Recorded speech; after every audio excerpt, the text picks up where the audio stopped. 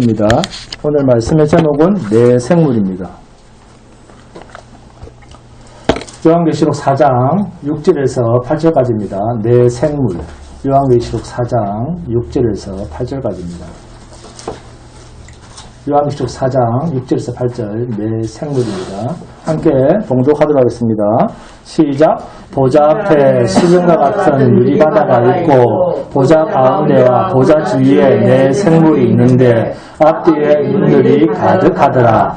그 첫째 생물은 사자 같고 그 둘째 생물은 송아지 같고 그 셋째 생물은 얼굴이 사람 같고 그 넷째 생물은 날아가는 독수리 같은데 내 생물은 각각 6날개를 가졌고 그 안과 주위에는 눈들이 가득하더라. 그들이 밤낮 쉬지 않고 이르기를 거룩하다 거룩하다 거룩하다 주 하나님 곧 전능하신 이여 전에도 계셨고 이제도 계시고 장차 오실 이시라 하고 아멘. 네, 히브리서를 봅니다. 히브리서 11장 1절에서 3절입니다. 함께 봉독합니다. 히브리서 11장 1절에서 3절입니다. 히브리서 11장 1절에서 3절입니다.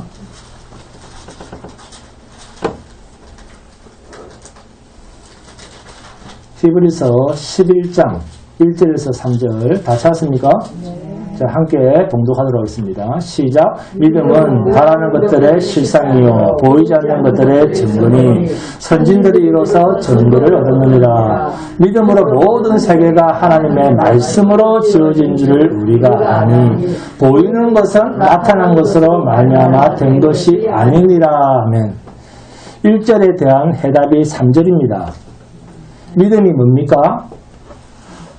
믿음이 뭡니까? 히브리서 11장 4절에서 11절입니다. 함께 봉독합니다. 4절 시작. 믿음으로 아벨은 그만. 자, 5절입니다. 시작. 믿음으로 에녹은 그만. 자, 7절 시작. 믿음으로 노아는 자, 그만. 자, 8절 시작. 믿음으로 아브라함은 그만. 11절 봅니다. 11절 시작. 믿음으로 사라 자신도 그만. 지금까지 열거한 많은 사람들의 믿음으로 시작한 그 믿음이 어디로 다 가느냐 하면 히브리서 11장 1절, 2절, 3절에 있었던 그 믿음, 바라는 것들이 실상이요. 바라는 것이 실상이라는 겁니다. 바라는 것들이 실상이요. 보이지 않는 것들의 증거라고 하는 것들이 뭔데? 하고 3절을 보니까 보이는 것은 나타난 것으로 된 것이 아니고 우리 눈에 보인다고 해서 그게 믿음이 아니고 말씀으로 지어졌다는 겁니다. 보이는 것이 실체가 아니라는 거예요. 그러면 그 말씀은 어디에 있는 겁니까? 말씀으로 지어졌다고 그랬는데 말씀으로 지으셨다 했는데 그 말씀은 어디에 있는 거예요? 원래 그 말씀이 어디에 있던 거예요? 말씀으로 이 세상을 지으셨잖아요. 그 말씀은 원래 어디에 있었던 겁니까? 하늘에 있는 거예요. 하늘에. 그렇죠? 그래서 하늘의 것은 믿음으로만 보여진다는 것입니다. 하나님이 말씀으로 지으셨다는 거예요. 그러면 그 말씀이라는 것이 뭔데? 히브리서 11장 13절에서 16절에 답이 있습니다. 자, 13절부터 시작. 이 사람들은 다 믿음을 따라 죽었으며 약속을 받지 못하였으되 그것들을 멀리서 보고 환영하며 또 땅에서는 외국인과 나그네임을 증언하였으니 그들이 이같이 말하는 것은 자기들이 본향 찾는 자임을 나타내니라. 그들이 나온 바 본향을 생각하였더라면 돌아갈 기회가 있었으려니와 그들이 이제는 더 나은 본향을 사모하니 곧 하늘에 있는 것이라. 하늘에 있는 것이라. 우리가 믿음으로 바라보는 실체는 어디에 있다고요? 네. 보이지 않는 것들은 어디에 있다고요? 네, 하늘에 있답니다. 그래서 앞에 믿음으로 그것도 모자라서 히브리서 11장 20절에는 믿음으로 이삭 계속 강조를 하고 있잖아요. 우리에게 그 믿음의 실체가 무엇인지. 21절에는 믿음으로 야곱, 22절에서는 믿음으로 요셉, 23절, 24절에서는 믿음으로 모세. 자, 히브리서 11장 봅니다. 히브리서 11장 25절, 26절입니다. 함께 공부합니다. 히브리서 11장 25절, 26절. 시작. 도리어 하나님의 백성과 함께 고난받기를 잠시 죄악의 낙을 누리는 것보다 더 좋아하고 그리스도를 위하여 받는 수모를 애굽의 모든 부하보다 더 큰 재물로 여겼으니 이는 상 주심을 바라봅니다. 여기에 더 큰 재물, 상 어디에 있는 겁니까? 하늘에 있는 것입니다. 근데 왜 자꾸 땅에서 달라고 하는 거예요? 우리의 믿음은 하늘의 것을 볼 수 있기 때문에 믿음의 선진들처럼 자신의 모든 것을 하늘에 건다는 거예요. 그러면 믿음으로 보는 하늘에 있는 것의 실체가 성경 어디에 있습니까? 믿음으로 보는 하늘에 있는 실체가 성경 어디에 있죠? 히브리서 18장 봅니다. 히브리서 18장 1절에서 5절입니다. 함께 공독합니다. 히브리서 8장 1절에서 5절입니다. 히브리서 8장 1절에서 5절 시작. 지금 우리가 하는 말의 요점은 이러한 대제사장이 우리에게 있다는 것이라. 그는 하늘에서 지극히 크신 이의 보좌 우편에 앉으셨으니 성소와 참 장막에서 섬기는 이시라. 이 장막은 주께서 세우신 것이요 사람이 세운 것이 아니니라. 대제사장마다 예물과 제사드림을 위하여 세운 자니 그러므로 그도 무엇인가 드릴 것이 있어야 할지니라. 예수께서 만일 땅에 계셨더라면 제사장이 되지 아니하셨을 것이니 이는 율법을 따라 예물을 드리는 제사장이 있음이라. 그들이 섬기는 것은 하늘에 있는 것의 모형과 그림자라. 그만. 우리가 지금 이 땅에서 하고 있는 모든 것은 어디에 있는 모형이라고요? 하늘에 있는 것. 어디에 있는 것의 모형과 그림자라고요? 하늘에 있는 것입니다. 히브리서 8장 2절을 보니까 성소와 참 장막에서 섬기는 이시라. 이 장막은 주께서 세우신 것이요 사람이 세운 것이 아니니라. 성소와 참 장막을 부리는 자가 하늘에서 지극히 크신 이의 보좌 우편에 앉으셨으니 누굽니까? 예수 그리스도입니다. 이 장막을 누가 세우셨다고요? 주께서 세우신 것이요 사람이 세우는 게 아닙니다. 그러니까 모세를 통해서 하나님께서 말씀하신 이 땅의 모든 것들의 참된 것은 어디에 있다? 하늘에 있다는 거예요. 그러나 세상은 이러한 하늘의 것을 볼 수 있고 깨달을 수 있고 들을 수 있는 믿음을 가지고 있지 않기 때문에 눈으로 보이는 이 세상 모든 것이 전부인 줄 알고 사는 거예요. 이 세상 사람들은. 영원한 세상은 알지도 못하면서 알아야 되고 뭐라고 합니까? 하늘의 것은 알지도 못하면서 아는 것이 힘이다 그럽니다. 이게 얼마나 넌센스입니까? 아는 것이 힘이라면서 마치 다 아는 것처럼 하는 이런 세상 속에서 우리도 함께 살아가고 있습니다. 인간이 알면 얼마를 압니까? 인간은 변함없는 하나만 말할 수 있는 진리를 담고 있을 알 수 있는 존재가 못 되기 때문에 세계 인구가 몇 명이죠? 75. 그렇습니다. 75억. 75억의 인구가 몇 가지의 생각을 할까요? 75억의 생각을 합니다. 그래서 이 세상은 불평이 나오겠다, 불평이 나오지 않겠다. 똑같은 조건이라도 불평이 나옵니다. 상대는 나와 같은 존재로 살아갈 수 있는 존재가 못 된다는 거예요. 그래서 뭐랍니까? 이웃을 죽이는 전쟁을 하는 거예요. 부부도 마찬가지입니다. 부모와 자식 간에도 마찬가지입니다. 서로가 다 다른 생각을 하는 곳이 세상입니다. 그러니까 아버지, 엄마, 아들, 딸들이 우리가 가족이고 함께 사니까 같은 생각을 할 것이다. 이런 생각을 하시면 나중에 상처를 작게 받겠다, 크게 받겠다. 크게 받습니다. 네. 사람의 생각이란 인류의 숫자만큼 다른 생각을 하고 삽니다. 이렇게 각각 다른 생각을 하는 세상 속에 성도가 나그네요, 외국인이요, 지나가는 행인처럼 살고 있는 거예요. 지나가면서 보면 탄식이 나오겠습니까? 안 나오겠습니까?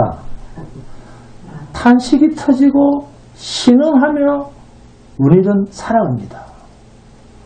그런데 세상의 탄식은 절망인데 우리 성도의 탄식은 소망의 탄식임을 성경이 증명해 주고 있습니다. 성도의 탄식은 하나님의 영광이 나타나기를 소망하는 주 안에 있는 거룩한 탄식이기 때문에 비록 지금은 성도가 세상에 살지만 그러나 이 많은 세상 사람과는 차원이 다른 존재로 이들과 함께 살아가고 있다는 사실 또한 잊지 마시기 바랍니다. 눈에 보이는 소망은 소망이 아닙니다. 눈에 보이는 실제라고 하는 이 현실은 현실이 아닙니다. 잠에서 깨어나면 이 세상을 불로 심판해버리면 이 세상은 그냥 없는 거예요. 최후 심판의 날. 주님이 재림하시는 그날이 오면 이 세상은 불타 없어지고 이 세상이 있기 전 하나님의 영원한 세계로 호련히 그 영원 속으로 이어지게 됩니다. 그 순간 세상은 불타 없어지면서 잠시 있었던 꿈같은 순간처럼 세상은 지옥불로 변해버립니다. 이걸 성도는 알고 사는 거예요. 그래서 성도는 주 예수 그리스도의 피로 사신 교회로 모이면서 이렇게 교회로 모여서 교회에 왔는데 눈에 보이는 이 세상과 이 세상에 있는 것들, 그 육신의 정욕과 안목의 정욕과 이성의 자랑을 소망으로 삼고 그걸 하나님 앞에서 달라고 울고 불고 하지 않는 거예요. 그리고 그런 자들은 성도가 아니다라고 성경은 고발을 합니다. 하늘이 열리고 열린 하늘을 보는 주님이 주신 믿음을 가진 자는 자신의 현실을 바라는 것들의 모형이요 그림자다라고 하는 것을 인정하며 살아갑니다. 아무리 세상이 좋아도 아무리 세상이 거룩하게 보여도 아무리 종교적으로 대단해 보여도 그것은 모형이고 그림자고 안개입니다. 그래서 성도는 이 모든 세상의 것을 다 보고도 너 싫어 라고 합니다. 세상과 하나님의 것을 바꾸지 않습니다. 거룩한 안식일과 세상 일을 바꾸지 않아요. 돈과 주의를 바꾸지 않습니다. 왜요? 세상과 바꿀 수 없는 실상을 보고 사는 자이기 때문에 오히려 이 세상 전부를 주고 정작 내가 사고 싶은 보물은 하늘에 있다는 것을 실제로 보고 살기 때문에 눈에 보이는 것을 소원이다, 기도다, 중보기도 해달라고 그렇게 말하지 않는다 그 말입니다. 이사야서를 봅니다. 이사야서 6장 1절에서 5절입니다. 이사야서 6장 1절에서 5절입니다. 함께 봉독합니다. 이사야서 6장 1절에서 5절입니다. 이사야서 6장 1절에서 5절 함께 봉독합니다. 다 찾았습니까? 시작. 우시야 왕이 죽던 해에 내가 본즉 주께서 높이 들린 보좌에 앉으셨는데 그의 옷자락은 성전에 가득하였고 스랍들이 모시고 섰는데 각기 6날개가 있어 그 둘로는 자기의 얼굴을 가렸고 그 둘로는 자기의 발을 가리었고 그 둘로는 날며 서로 불러 이르되 거룩하다 거룩하다 거룩하다 만군의 여호와여 그의 이름이 온 땅에 충만하도다 하더라. 이같이 화답하는 자의 소리로 말미암아 문지방의 터가 요동하며 성전의 연기가 충만한지라. 그때에 내가 말하되 화로다 나여 망하게 되었도다. 나는 입술이 부정한 사람이요 나는 입술이 부정한 백성 중에 거하면서 만군의 여호와이신 왕을 배웠음이로다 하였더라. 아멘. 1절에 보시면 우시야 왕이 죽던 해라는 말이 나오죠. 네, 그게 줄을 긋습니다. 우시야 왕이 얼마나 하나님께서 정직한 왕인 줄 아십니까? 자, 역대하를 봅니다. 역대하 26장 4절 5절입니다. 함께 공독합니다. 역대하 26장 4절 5절입니다. 역대하 26장 4절 5절. 역대하 26장 4절 5절입니다. 자, 시작. 우시야가 그의 아버지 아마샤의 모든 행위대로 여호와 보시기에 정직하게 행하며 하나님의 묵시를 밝히 아는 스가랴가 사는 날에 하나님을 찾았고 그가 여호와를 찾을 동안에는 하나님이 형통하게 하셨더라. 아멘.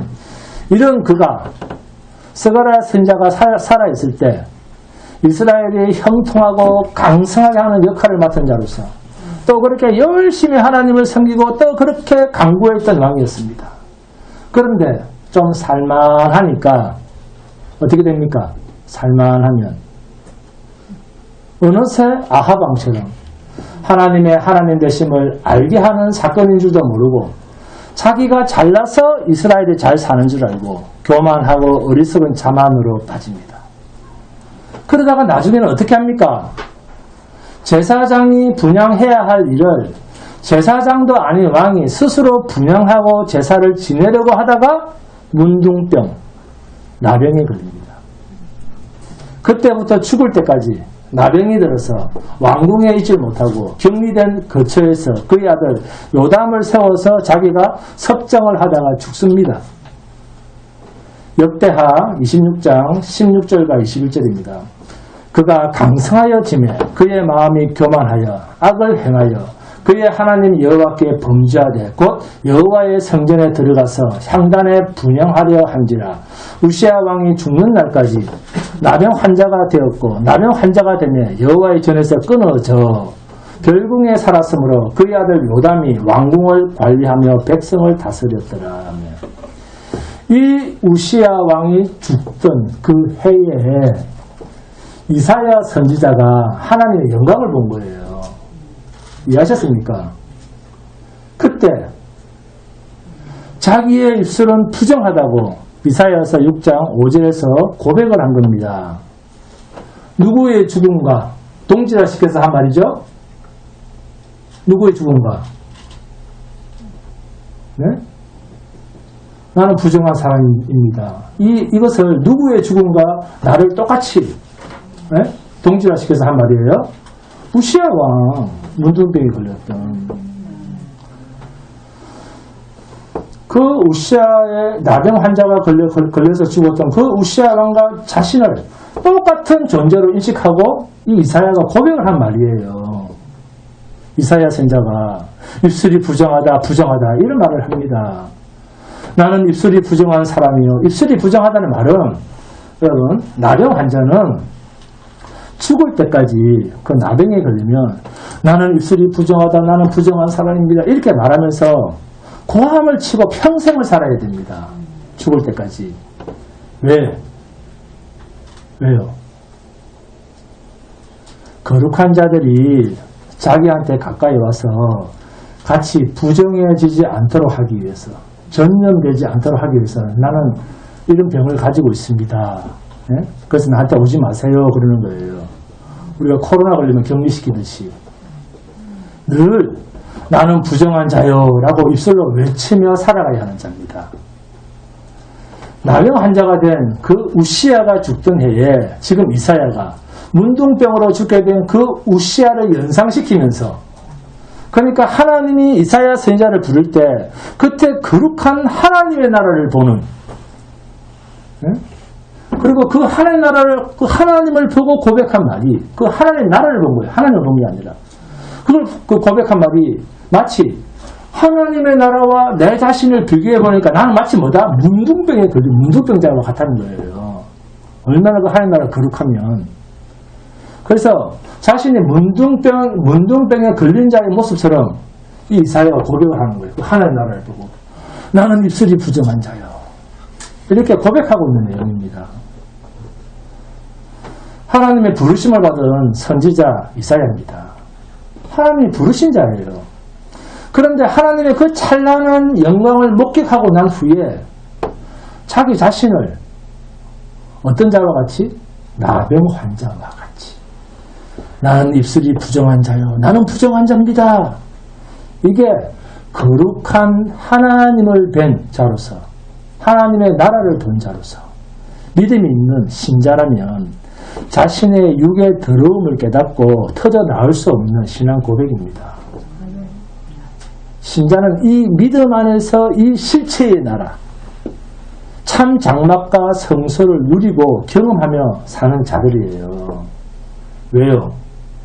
왜 우리는 이 실제의 나라, 참 성막과 성소, 그것을 누리며 경험하며 사는 자일까요? 왜? 왜 우리는 경험하며 살아간다 이런 말을 할까요? 제가 너희는 주께서 거하시는 하나님의 전인이라. 아멘? 그러면 어떻게 해야 됩니까? 우리가 거룩한 하나님의 성전이라면, 교회라면 어떻게 해야 됩니까? 주여, 나는 부정한 자요. 나는 죽어야 할 자입니다. 이사야와 같은 이런 고백을 하게 되어 있다는 거예요. 이 고백이 신자가 세상에 나그네 인생을 살면서 늘 잊을 수 없는 한탕으로 터져 나올 수밖에 없는 고백인 거예요. 이런 믿음의 사람은 하늘나라에 올라가야 된다. 입신했다. 천국과 지옥을 봤다. 이런 거짓된 소리에 현혹되지 않습니다. 성도는 이미 천국 안에 사는 존재입니다. 완성된 하나님의 나라를 성도는 경험하며 사는 거예요. 우리 안에 시작하신 하나님의 이 일, 새 생명 안에 있는 성령의 역사는 이 세상이 없어진 뒤에 가보면 우리가 하늘나라로 가보면 똑같은 것입니다. 우리 안에 시작하신 이 새 생명은 모형이 아닙니다. 우리 안에 있는 새 생명은 모형이 아니에요. 그림자가 아닙니다. 우리 안에 시작하신 이 새 생명은 그대로 영광의 하늘 나라로 들어갑니다. 이 사실을 인정하고 바라보고 산다면 어떻게 세상 것을 구하며 살아갈 수가 있겠습니까?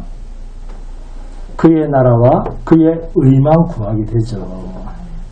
이 영광의 나라는 하나님 주변에 있는 천사들도 이 내생물 서랍들도 서로 불러 이르되 거룩하다 거룩하다 거룩하다 하나님의 영광 앞에 발을 가리고 얼굴을 가리며 납작 엎드릴 정도로 심지어는 우리에게 주실 금 면류관까지도 돌려드려야 할 만큼 우리의 공로는 아무것도 없다는 것을 자백하면서 오직 하나님의 영광에 참여하며 누리는 그 기쁨에만 해도 만족하는 거예요.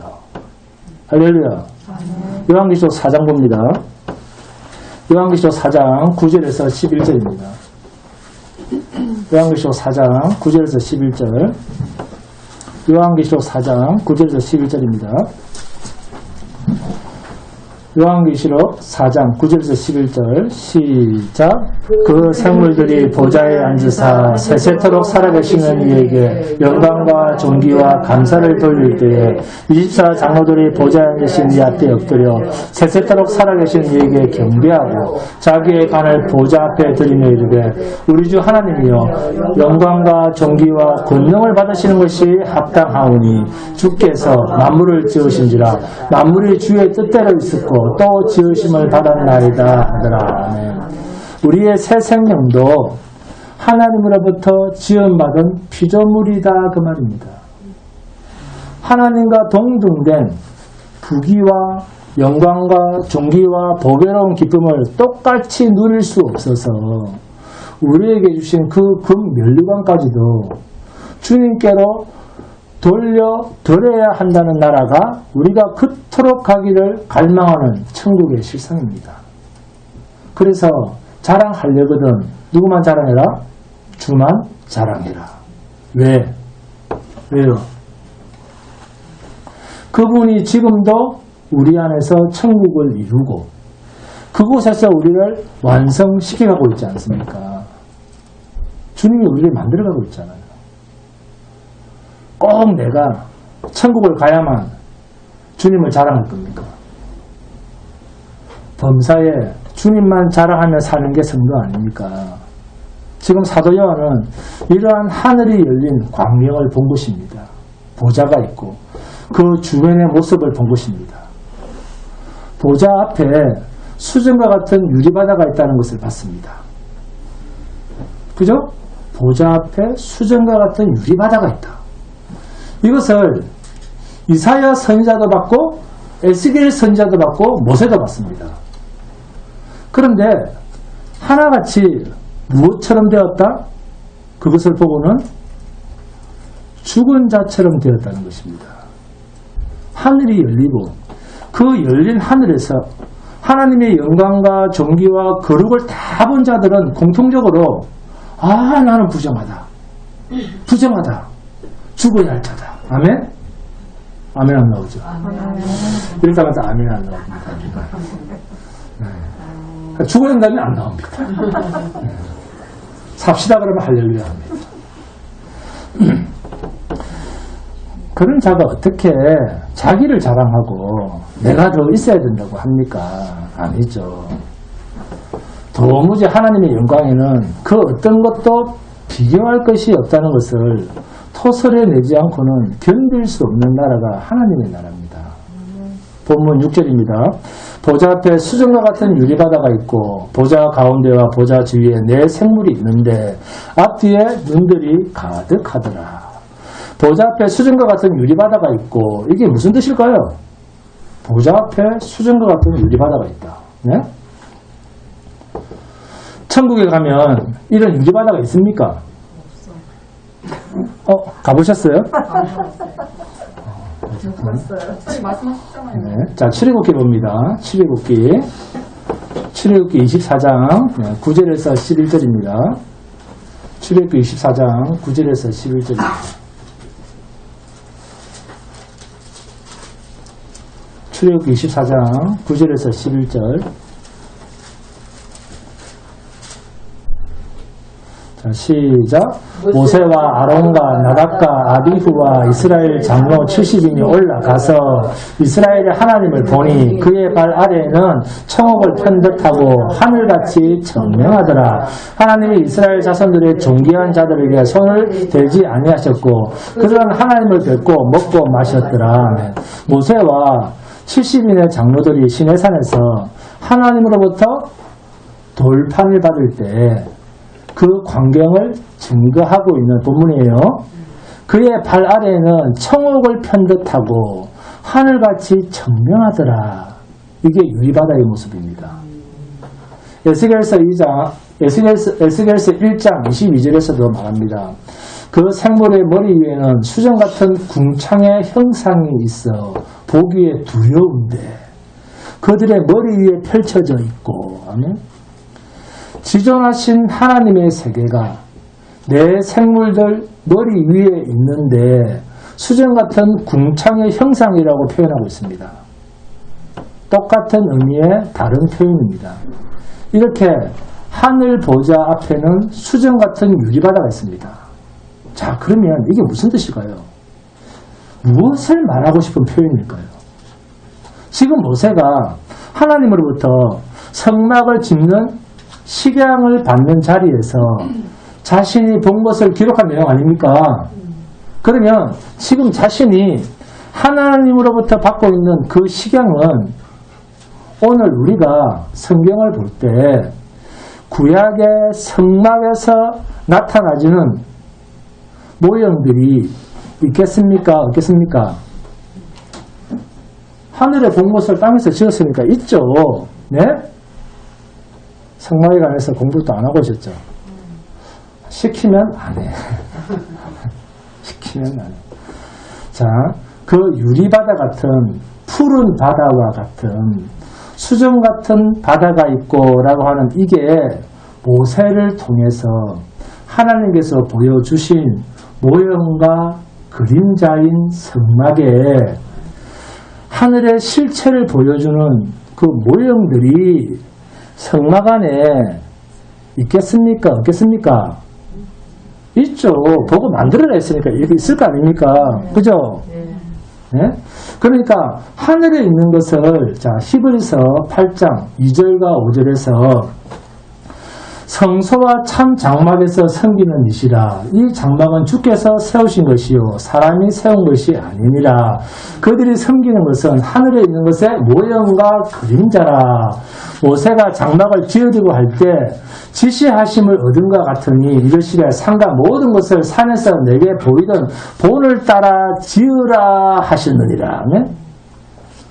우리가 섬기는 것은 하늘에 있는 것의 모형과 그림자를 하지 않습니까?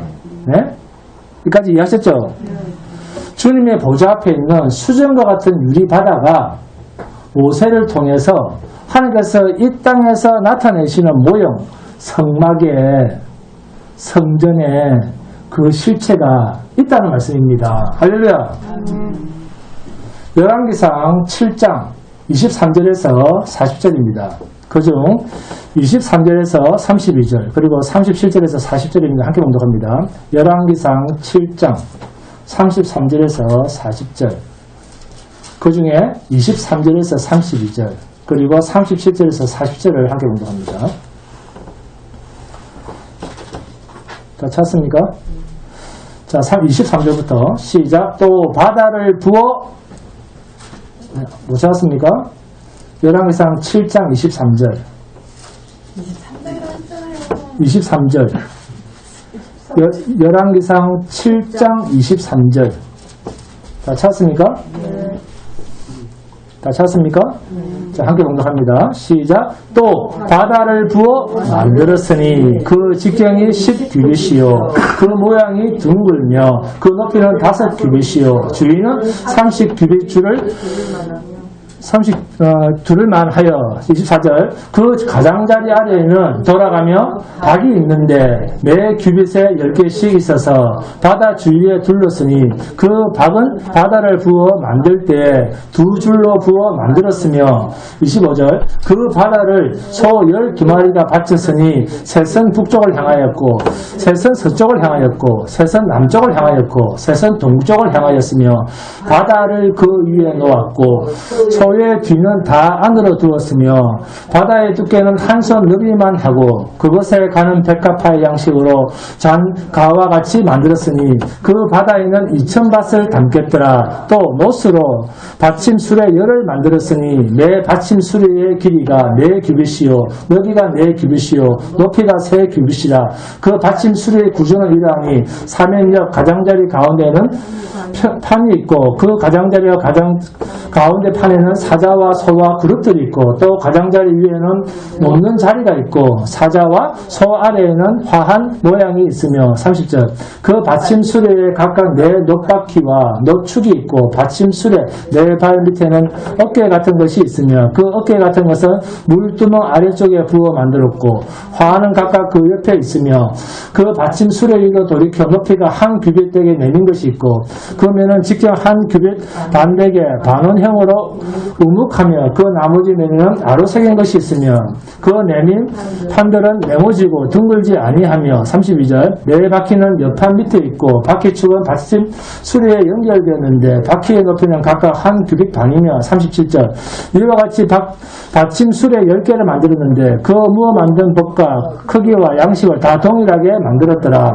또 물두멍 10개를 놋으로 만들었는데 물두멍마다 각각 40밭을 담게 하였으며 하였으며 매 물두멍의 직경은 4규빗이라 열 받침 수레 위에 각각 물두멍이 1개씩이더라. 39절 그 받침 수레 5은 성전 오른쪽에 두었고 다윗은 성전 왼쪽에 두었고 성전 오른쪽 동남쪽에는 그 바다를 두었더라. 히람이 또 물두멍과 부삭과 대접돌을 만들었더라. 이와 같이 히람이 솔로몬 왕을 위하여 여호와의 전에 모든 일을 마쳤으니. 아멘. 자, 여기서 바다가 뭡니까? 바다. 솔로몬이 성전을 지었는데 성전에 있는 물두멍이 성전을 지을 때는 이 물두멍을 뭐라고 이름을 짓고 있습니까? 그렇습니다. 바다라고 이름을 짓고 있습니다. 물두멍 아시죠? 그리고 성전 양쪽으로 5개씩 물두멍을 놓는데 그 물두멍에 밑을 받치고 있는 것이 바퀴입니다. 바퀴인데 그 바퀴가 몇 개다? 4개입니다. 4바퀴. 계시록으로 말하면 4생물입니다. 에스겔서 1장 22절에서는 그 생물의 머리 위에는 수정 같은 궁창의 형상이 있어 보기에 두려운데 그들의 머리 위에 펼쳐져 있고. 같은 의미예요. 같은 의미. 같은 뜻입니다. 이런 말들이 모세가 보았던 그리고 히브리서 기자가 말하는 모형과 그림자의 실체인 그 성전의 실체가 그렇게 두려울 정도로 영광스럽고 거룩하다는 것을 이야기하고 있는 거예요. 요한계시록에서는 사도 요한이 하늘 문으로 올라가서 성령에 감동되어서 본 수정 같은 유리바다를 본 그 실체가 이 땅에서는 뭡니까? 성막의 뭐로? 물두멍으로 성전의 바다로 존재하고 있다는 것입니다. 성막에서 물두멍의 역할이 뭐였습니까? 네? 자, 성막에서 물두멍의 역할이 뭐였습니까? 네, 맞습니다. 네. 재물을 정결하게 씻는 역할과 제사장의 손과 발을 정결하게 씻는 물이 물두멍입니다. 보좌 앞에 수정과 같은 바다는 하나님의 보좌 앞에 있는 성막에서의 그 물두멍의 실체입니다. 그러니까 성전에 있는 바다의 실체가 뭡니까? 수정 같은 유리바다라는 거예요. 물두멍에서 제사장이 손을 씻어야 하듯이 하나님의 보좌 앞에 나가는 모든 사람은 수정 같은 유리바다를 통과해야 한다는 것입니다. 수정 같은 그 유리바다를 통과하지 않으면 하나님 나라에 갈 수가 없어요. 이것이 바다가 가지고 있는 의미로서 성도에게 주어진 것이 오늘날 뭡니까? 세례입니다. 세례. 이게 세례입니다. 그런데 이 세례가 성도에게는 그리스도와 함께 죽고 그리스도와 함께 사는 것에 대한 계시적 의미를 가진 의식입니다. 하나님께 택함받지 못한 모든 자에게는 이 바다는 뭡니까? 그러면 반대로 죽음의 심판입니다. 이스라엘 백성들이 애굽에서 나올 때 어디를 지나갔다고요? 홍해바다입니다. 그 바다가 갈라졌습니다.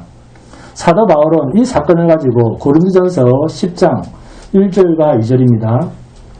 형제들아, 나는 너희가 알지 못하기를 원하지 아니하노니 우리 조상들이 다 구름 아래에 있고 바다 가운데로 지나며 모세에게 속하여 다 구름과 바다에서 세례를 받고 어디를 말하고 있습니까? 홍해바다를 이야기하고 있습니다. 그 홍해바다에서 다 세례를 받고 지나간 거예요. 그리고 3절에서는 다 같은 신령한 음식을 먹으며 라고 했습니다. 이렇게 고린도 교회에 편지한 바울이 로마 교회에서는 로마서 6장 1절에서 5절입니다. 그런즉 우리가 무슨 말을 하리요? 은혜를 더하게 하려고 죄에 거하겠느냐? 그럴 수 없느니라. 죄에 대하여 죽은 우리가 어찌 그 가운데서 더 살리요? 무릇 그리스도 예수와 합하여 세례를 받은 우리는 그의 죽으심과 합하여 세례를 받은 줄 알지 못하느냐? 그러므로 우리가 그의 죽으심과 합하여 세례를 받음으로 그와 함께 장사되었나니 이는 아버지의 영광으로 말미암아 그리스도를 죽은 자 가운데서 살리신 것 같이 우리로 또한 새 생명 가운데서 행하게 하려 합니다. 만일 우리가 그의 죽으심과 같은 모양으로 연합한 자가 되었으면 또한 그의 부활과 같은 모양으로 연합한 자도 되리라 하면. 그런데 이 바다가 하나님의 택한 백성들에게는 죄로 말미암아 죽었던 우리가 그리스도와 함께 죽고 그리스도께서 사망의 권세를 깨뜨리고 부활하실 때 그 부활의 생명에 참여하는 구원의 징표가 되었는데 날쌔고 강력한 그 애굽의 군대들에게는 그 바다가 어떤 바다였다? 그렇습니다. 완전히 죽는 심판의 바다였다는 사실입니다. 이것이 요한계시록 15장, 자 봅니다. 요한계시록 15장 1절에서 4절입니다. 요한계시록 15장 1절에서 4절입니다. 요한계시록 15장 1절에서 4절입니다. 요한계시록은 성경 맨 어디에 있습니까? 뒤에 있습니다. 뒤에 있으니까 빨리 찾으시기 바랍니다. 자, 요한계시록 15장 1절에서 4절 시작. 또 하늘에 크고 이상한 다른 이적을 보매 일곱 천사가 일곱 재앙을 가졌으니 곧 마지막 재앙이라. 하나님의 진노가 이것으로 마치려다. 또 내가 보니 불이 섞인 유리바다 같은 것이 있고 짐승과 그의 우상과 그의 이름의 수를 이기고 벗어난 자들이 유리바다가에 서서 하나님의 금은고를 가지고 하나님의 종 모세의 노래 어린 양의 노래를 불러 이르되 주 하나님 곧 전능하신 이시여 하시는 일이 크고 놀라우시도다. 만국의 왕이시여 주의 길이 어렵고 참되시도다. 주여 누가 주의 이름을 두려워하지 아니하며 영화롭게 하지 아니하오리이까. 오직 주만 거룩하시니이다. 주의 어려우신 일이 나타났으며 만국이 와서 주께 경배하리이다 하더라. 아멘. 결국 유리바다 이야기로 누구를 끌고 들어오고 있습니까? 지금 모세를 끌고 들어오고 그것이 곧 무엇의 그림자였다? 그 유리바다는 물두멍은 바다는 무엇의 그림자였다? 어린 양의 노래의 그림자였다 라고 말하지 않습니까? 그리고 2절에 불이 섞인 유리바다 같은 것이 있고 라는 말이 있죠. 결국 심판당할 자에게는 유리바다가 무엇으로 보인다? 불이 섞인 유리바다 심판입니다. 이 유리바다 홍해 사건이 출애굽기 15장 1절에서 18절까지 모세의 노래로 19절에서 21절은 미리암의 노래로 나옵니다. 구원받은 이스라엘 백성 홍해 바다를 걸어서 나온 자들로서 그 애굽의 군대들이 모두 수장당하는 것을 보면서 자신들은 하나님 앞에서 구원받은 것에 대한 노래를 부른 거예요. 그런데 이게 누구의 노래다? 어린 양을 찬양하는 노래라는 거예요. 예수 그리스도를 향한 노래였다는 거예요. 그들이 홍해를 걷는 것은 주님이 죽으시고 주님의 영원한 세상, 주님의 영원한 새 생명에 우리가 참여했다라고 하는 것을 상징화한 출애굽 사건이었다고 말입니다. 그래서 모세가 출애굽기 15장 3절에서 여호와는 이 용사시니 여호와는 그의 이름이시로다. 이 여호와가 어떤 이름입니까? 창세기 2장 4절부터 등장하기 시작하는 여호와, 바로 우리를 영원한 심판에서 구원하시는 구원의 주의 이름입니다. 여호와가 왜 용사이신가? 출애굽기 15장 6절과 7절에서 여호와여 주의 오른손이 권능으로 영광을 나타내시나이다. 여호와여 주의 오른손이 원수를 부수시나이다. 주께서 주의 큰 위엄으로 주를 거스르는 자를 엎으시니이다. 주께서 진노를 바라시니 그 진노가 그들을 지푸라기 같이 사르나이다. 자기 백성을 구원하실 뿐만 아니라 대적들을 심판하시는 분이 어린 양 대신 그리스도라는 것입니다. 계시록 15장 2절 3절입니다. 또 내가 보니 불이 섞인 유리바다 같은 것이 있고 짐승과 그의 우상과 그의 이름에 수를 이기고 벗어난 자들이 유리바닷가에 서서 하나님의 금은고를 가지고 하나님의 종 모세의 노래 어린 양의 노래를 불르되 주 하나님 곧 전능하신 이시여 하시는 일이 크고 놀라우시도다. 만국의 왕이시여 주의 길이 어렵고 참되시도다. 할렐루야. 어떻게 이 어린 양 예수 그리스도를 우리가 찬양하지 않을 수도 없단 말입니다. 찬양하지 않는단 말입니까? 어떻게 이분 앞에서 자기의 잘남을 자랑한단 말입니까? 열린 하늘, 우리 안에 이미 임한 이 영화롭고 보배롭고 부족함이 없는 충만한 영광의 그 하나님의 나라가 우리 안에 있기 때문에 우리는 하나님 앞에서 이사야 선지자처럼 에스겔 선지자처럼 사도 요한처럼 나는 죽게 되었다고, 나는 부정한 자라고, 우리 안에는 아무런 의가 없다 하면서, 그런데도 왜 십자가의 어린 양 예수 그리스도만 찬양할 수 없단 말입니까? 목숨까지 바치는 정인의 삶으로 주만 자랑하며 사는 자가 성도입니다. 본문 6절입니다. 보좌 앞에 수증과 같은 유리바다가 있고 보좌 가운데와 보좌 주위에 네 생물이 있는데 앞뒤에 눈들이 가득하더라. 앞뒤에 눈들이 가득한 네 생물이란 온 세상을 두루 살피는 존재라는 말입니다. 그러면 이 네 생물들이 이 땅에서는 모형과 그림자로서 무엇입니까? 이 네 생물들이 이 땅에서는 어떤 존재들이겠습니까? 창세기 1장 27절을 보시면 하나님이 자기 형상, 곧 하나님의 형상대로 사람을 창조하시되 남자와 여자를 창조하시고 누구의 형상입니까? 하나님의 형상이잖아요. 이 하나님의 형상 속에 누가 함께하고 있습니까? 예수 그리스도의 영이 함께하고 있잖아요. 성령께서 함께하고 있잖아요. 여러분 안에. 아멘. 우리 그 아멘 하시 아무나 일사를 위해서 박수. 이해했다는 말입니다. 그 말은. 하나님이 자기 형상, 곧 하나님의 형상대로 사람을 창조하시되 이 말씀을 잘 기억하세요. 유대교인들은 이 본문 6절에 보좌 가운데와 보좌 주위의 네 생물을 이 유대인들은 어떻게 해석을 하느냐? 피조물의 실체 이렇게 해석을 합니다. 하나님의 백성들, 택함받은 성도들의 실체가 하늘에 있는 네 생물이라는 거예요.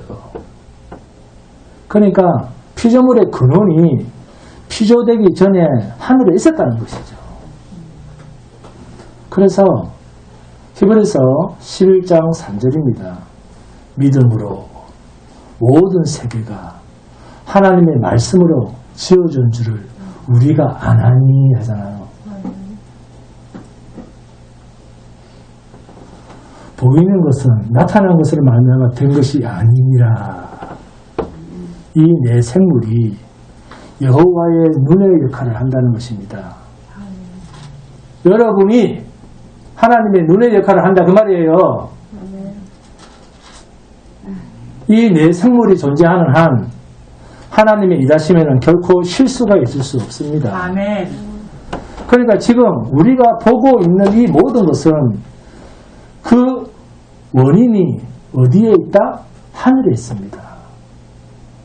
그 하늘에 있는 것이 또는 모형으로 그림자로 교회로 지금까지 이 땅에 펼쳐졌고 역사 가운데 마지막 주님이 이 땅을 불로 심판하실 때까지 계속될 것입니다.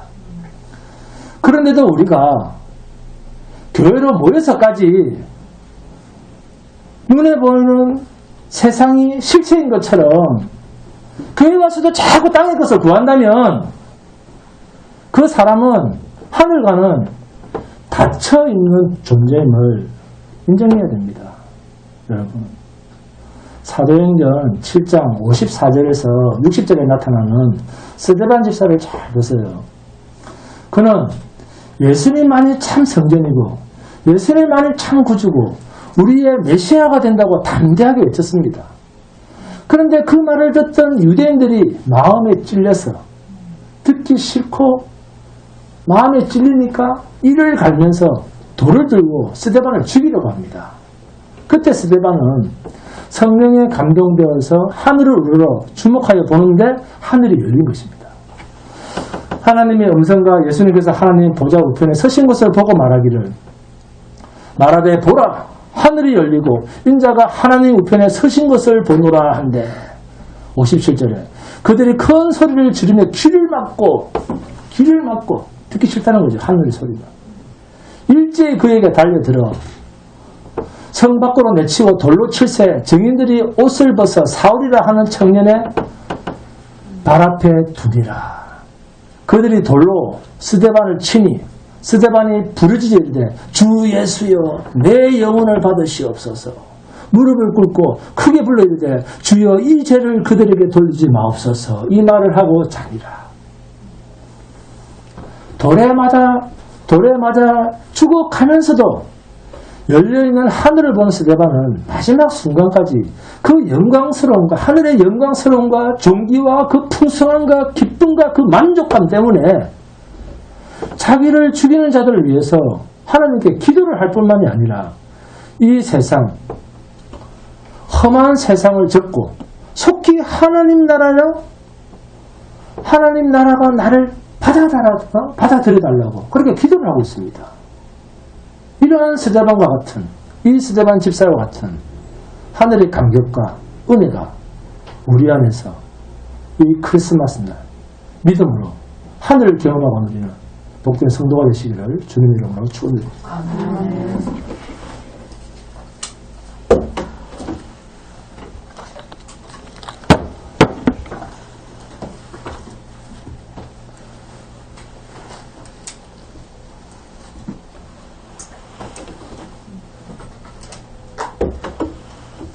오늘 찬송 54장입니다.